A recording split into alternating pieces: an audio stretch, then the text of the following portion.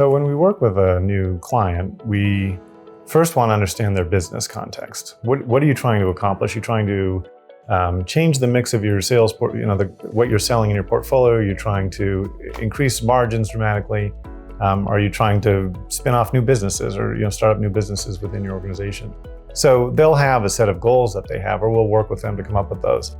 And then we go in and we kind of map. We have a pretty unique process of what we call discovery, where we go in and we map the workflows. And the important thing is we're not drawing systems diagrams of the technology we're going to build. We actually need to understand the way people are working, because often what clients think they want is a specific set of features in a specific place in the system. And what they really need is they just need to think more creatively, more broadly about the possibilities of the way people are working and interacting with the science and so on.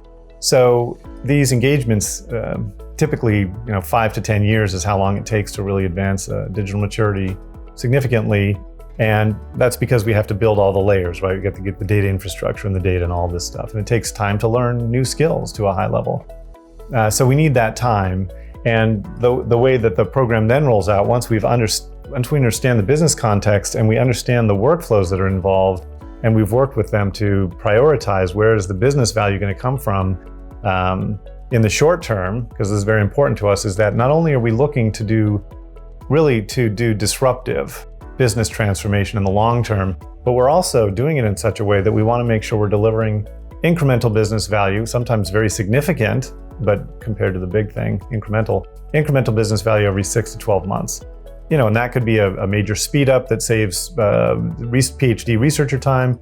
It could be new capabilities where they can find new insights that could lead to the start of a whole new kind of area of research. So there's lots of different things that we can do in there.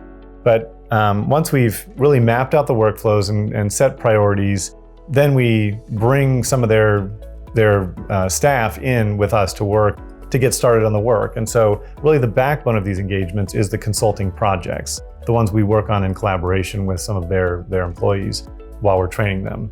And then wrapped around that, we have the ongoing training, the DTX Technical Leaders Program, and we also have the change management services. So while we're doing these engagements, not only are we doing the consulting in order to deliver technologies and change the way they work, but we're also using them as probes into the system. So when we go in there and put a tool in, we get data about how well is the organization, accepting that tool. Where are the breakpoints? Is the relationship with IT broken and we have to go in and do some transformation work there, some change management?